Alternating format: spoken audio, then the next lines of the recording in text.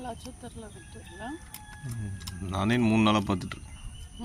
ஆமாம், நேற்று கூட சொன்னேன் அது ஃபீமேல்னால் அடாப்ட் பண்ணிக்கலாம் ஷரண். என்ன சொன்னா? அவன் அது சொறி பிடிச்சிருக்குது வேண்டாம். நான் சொன்னேன் அது சொறி கிடையாது ஷரண் அப்படின்னு. இல்லை இல்லை உங்களுக்கு தெரியாது, அவன் அந்த கூகுள்லாம் பார்க்குறான்ல அவனுக்கு தெரியும். அது குழந்தைடி விட்டு இருப்பாங்க. நீ வேறு அதோடைய ஸ்டோரி என்னன்னே நமக்கு தெரியாது.